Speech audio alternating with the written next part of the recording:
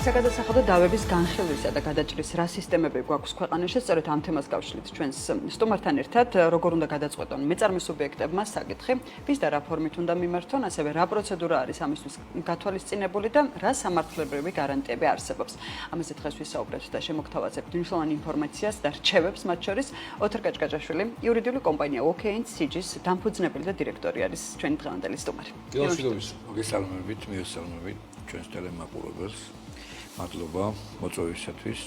საინტერესო თემას ეხებით კვლავ აქტუალურს. მადლობა სტუმრობისათვის. პრინციპში შესავალშიც დავსვით კითხვა ბატონოთარ, როგორ უნდა გადაიჭრას, ანუ რა სისტემა არსებობს დღეს და რამდენად გამართული არის ეს სისტემა? ზოგადად მინდა შევეხო, დავიწყო იქიდან, რომ მომხმარებლის ქცევა, ანუ გადასახადის გადამხდელის ქცევა დღეისათვის რა მდგომარეობაშია, როგორია დამოკიდებულებები, მინდა აღვნიშნო, რომ რადიკალურად არის შეცვლილი. ვიცით, რომ საქართველოს არსებობს კანონმდებლობით ორი ტიპის ფორმა, თუ როგორ შეიძლება წარმოიშვას გადასახადი. ეს არის დეკლარირება და მეორე შემოწმების მეთოდი, ხო? ანუ დარიცხვა. რამდენად ხშირია დარიცხვის მეთოდით გადასახადის წარმოქმნა და რამდენად ხშირია დეკლარირება და როგორი იყო ადრე სტატისტიკა და დღეს, ხო? აქ მომხმარებლის ქცევა რადიკალურად შეცვლილია. მინდა ვთქვა, იმ გასული 10 წლეულების თუ უფრო მეტი მას შემდეგ რაც რეფორმები განხორციელდა ქვეყანაში უფრო ადრეული პერიოდიდან, ვფიქრობ, რომ ის ფენა, რომელიც ესე ვთქვათ, საშუალო გადამხდელია, რეალურად ჩართულია შრომაში არ არის ძალიან საშუალო დიდი კომპანია და სხვა იმედები არ გააჩნია, ეს კომპანიები ყველა ადეკლარირებს და აქ ძალიან დიდ პრობლემებს არ ვაწყდებით ხოლმე. ანუ ხშირი არ არის, რადგან გადასახადების გადამხდელები ხშირად მოსალოდნელი სასჯელის იქნება თუ უკვე კულტურის გამო დეკლარაციებს წარადგენენ. ხოლო ისეთ შემთხვევებში, სადაც არ გვაქვს ეს და სახელმწიფო ხედავს, რომ რაღაც საეჭვო ტრანზაქციებია, ან საეჭვოა ამა თუ იმ მომხმარებლის გადასახადის გადამხდელის ქცევა, მაშინ ხდება შემოწმება.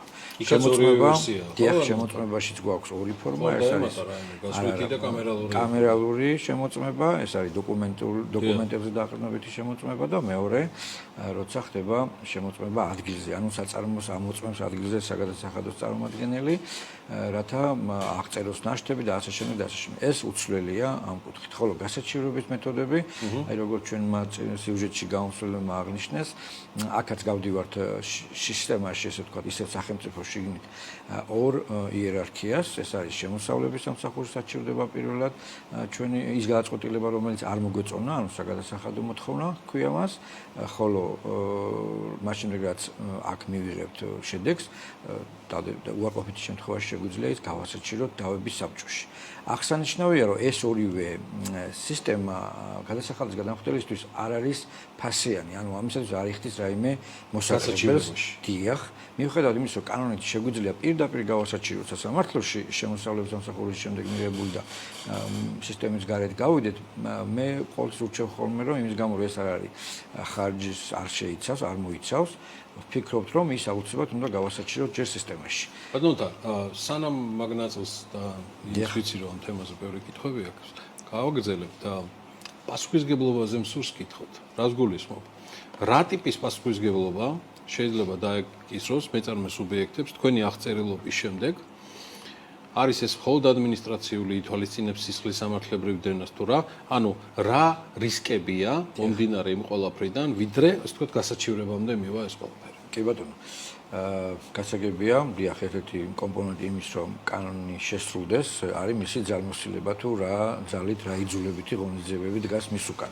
ეს იძულებითი ღონისძიებები ადმინისტრაციული სახის, საქართველოში მოქმედი, ასევე სამწუხაროდ ითვალისწინებს სისხლის სამართლის წესით დაჟადობასაც, მხოლოდ განსაკუთრებულ რაღაც ოდენობის შემთხვევაში, სამწუხაროდ ეს ოდენობა დადგენილია ასევე 20 წლის წინ დაახლოებით, ეს არის 100,000 ლარი, რომელიც არ შეცვლილა და ამაზე ძალიან ხშირად მეწარმეები, როცა საკანონმდებლო ცვლილებებზე მიდგება ხოლმე საკითხი, არაერთხელ დადგა ეს ინიციატივა, რომ ეს შეიცვალოს, რადგანაც 100,000 ლარი ვეღარ აკმაყოფილებს იმ ოდენობას, რის გამოც შეიძლება ადამიანი პასუხისგებაში მიეცეს რა თანხის გადაუხდელობის გამოც. ამიტომ ვფიქრობ, რომ ეს ერთ-ერთი მნიშვნელოვანი ხარვეზია დარჩენილი, ეს თანხა უნდა შეიცვალოს, საუბარი იყო და უშუალოდ გაორმაგებული ან გასამაგებული ოდენობით, რადგანაც იმ დროს ამ ლარის მხედველობით უნარიანობა აბსოლუტურად სხვა იყო და დღეს სხვა არის და აღარ შეიძლება ამ ოდენობის თანხის გადასახადისათვის ისეთი მძიმე სასჯელი მიიღოს ხელმძღვანელმა პირმა, როგორც 3-დან 5-მდე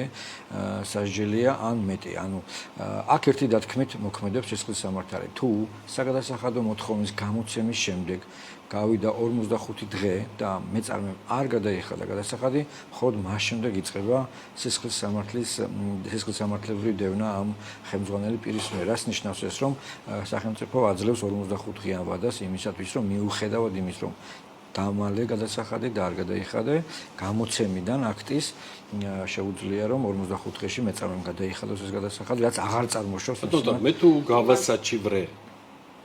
ალბათ შემქონდა იგივე. ხო, მაგათი იმ შემთხვევაში თუ მეწარმე სუბიექტი არ ეთანხმება საგადასახადო ორგანოს მიერ მიღებულ გადაწყვეტილებას. ხო, აი ამ შემთხვევაში რა პროცედურა არის გასათვალისწინებელი გასაჩივრებისთვის? აი აქ ვურჩევდით ხოლმე რომ ეს 45 დღიანი ვადა როგორც ტაიმერი დაახლოებით ესეა ვადისათვის დაწყება და რაც სწრაფად გავასაჩივრებთ და ამ დღეებს არ დავხარჯავთ ჩვენ შეგვეძლება რომ ამდენით გადავადდეს ვიდრე საბოლოო სისხლის სამართლებრივი დონის დარჩებაც არ მოხდება ვიდრე ეს პერიოდი არ მოგეწურება ამიტომ ჩვენ ურჩევთ ხოლმე რომ სწრაფად მოხდეს ესე თქვა გასაჩივრება თუ არ ვეთანხმებით ამ ოდენობას რათა დადგინდეს საბოლოო ოდენობა და იქნებ ამ გადასახადის შემცირებით მივაღწიოთ იმას რომ ჩამოვხსნით გადასახადის გადაუხდელი თანხის იმ ოდენობას რაზედაც დაუშვათ სისხლის სამართლის პასუხისგება დგება აქ მნიშვნელოვანია ერთი ნაწილი რომ ამ ოდენობის მდგენელი არ არის ჯარიმები და არ არის საურავები. აქ საუბარია მხოლოდ ძირი გადასახადის თანხაზე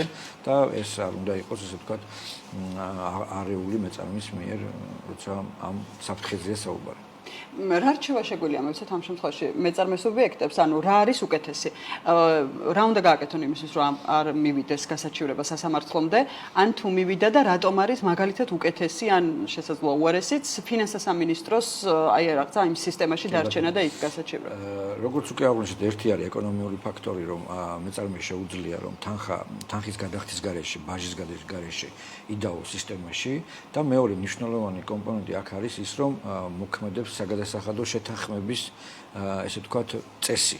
რას ნიშნავს ეს? მეწარმემ და სახელმწიფომ შესაძლებელია დავის განმავლობაში შემოსავლების სამსახურის და მათ შორის დავების საბჭოში პერიოდში შეათანხმონ განსაზღვრული ოდენობა თანხის. ანუ დადონ კონტრაქტი მარტივ ენაზე რო ვთქვათ, თუ რა ოდენობის თანხა აპატრია სახელმწიფომ და რა ოდენობის თანხაზე თანახმა დიახ.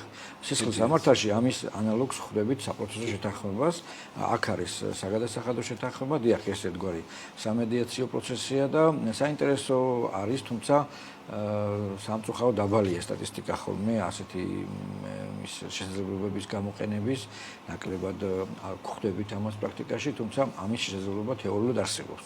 რაც შეეხება სასამართლოში საქმის გადატანას, ვფიქრობ ხოლმე რომ ეს აუცილებელი კომპონენტია, იმიტომ რომ სასამართლო ნებისმიერ შემთხვევაში თუ არ ვეთანხმებით ბუნებრივი ამას ეხება იმდენად რამდენადაც ხშირად ხოლმე მეწარმე ჩაიქნევს ხელს ერთ ინსტანციას გაივლის მეორეს და გონია რომ ამით მთავრდება ეს სამართალი, რა თქმა უნდა ასე არ არის.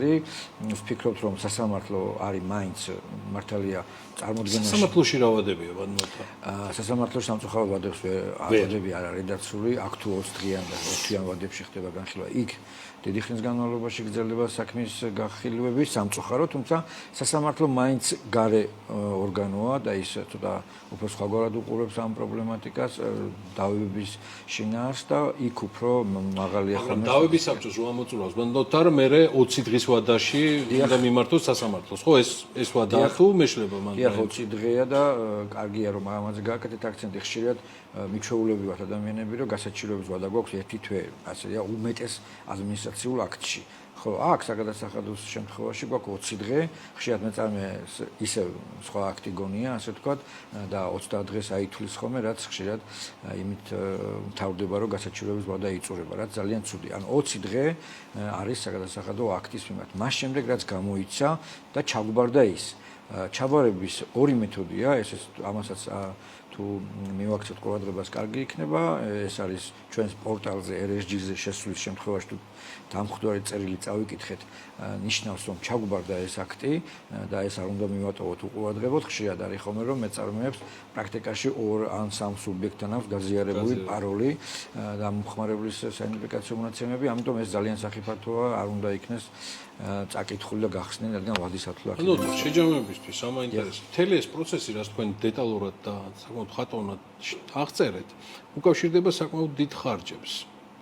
ანუ იმ შემთხვევაში თუ მეწარმემ მთელი ეს პროცედურა იარა და ეს არ არის მოკლე ვადიანი პროცედურები, მით უმეტეს სასამართლოს ჩაერთვება საკმაოდ ხანგრძლივი თემებია, რჩება თუ არა თეორიული და პრაქტიკული შანსი, რომ მან მოითხოვოს მიყენებული ზიანის ანაზღაურება. თუ მან ცხადია ამგვარი დასაბუთება წარმოადგინა. დიახ, რა თქმა უნდა, ესე იგი ჩვენ ვახსენეთ, რომ თავების ფინანსის სამინისტრო სისტემაში უფასოა, თუმცა არ არის უფასო სასამართლოში დავა.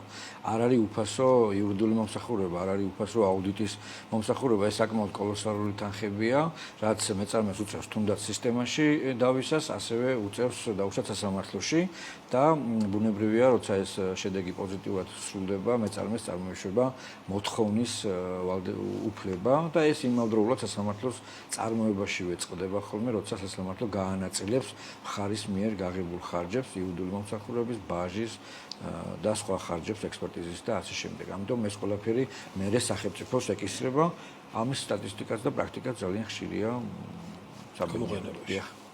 მადლობა დიდი ბატონო ოთარ. წარმატებებს გისურვებთ თქვენ და თქვენ კომპანიას. ოთარ კაჭკაჭაშვილი, ქალბატონებო და ბატონებო, ის იურიდიული კომპანია OKNCG-ს დამფუძნებელი, დირექტორი და მმართველი პარტნიორია. მას წარმატებებს უსურვებ მის გუნდთან ერთად. მადლობა მოგზაურობისთვის.